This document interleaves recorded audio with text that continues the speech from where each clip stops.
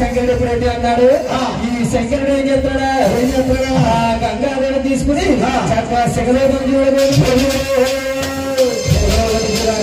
ఈ మహాతలియాది శక్తమ్మ శంకరుడు దగ్గరికి వచ్చి అయ్యో శంకరుడు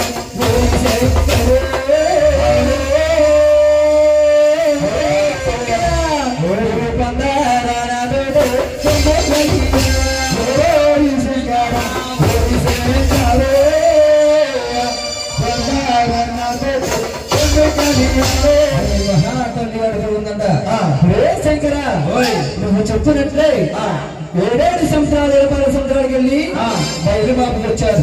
నా కామ తెచ్చమయ్యాని ఈ మహాతల్లి ఎప్పుడైతే అడుగుతుందో ఈ శంకరుడి కోమరం చెడుతున్నాడు.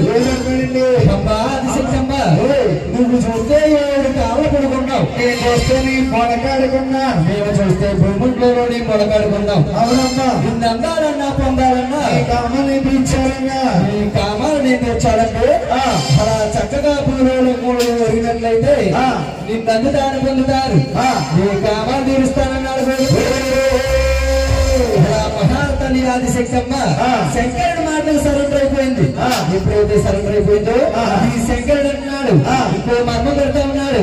అమ్మా ఆది శక్తమ్మ నిన్ను అందాలన్నా పొందాలన్నా నీ కామాలు తెచ్చానన్నా ఈ చేతిలో ఉన్న గజాసూరం అంకులు ఉదయనేత్రం త్రిశూలం ఖడ్గం అన్ని కూడా నా చేతికి ఇచ్చినట్లయితే ఇస్తాను బాబు, నిన్ను పొందుతాను అందుతానన్నాడు.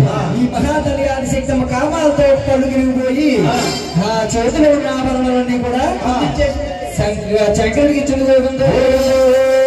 ఎప్పుడైతే శంకరుడికి ఇచ్చిందో ఆది శక్తమ్మ బలమంతా కూడా తగ్గిపోయింది, శంకరుడి బలమంతా పెరిగిపోయింది. అంతా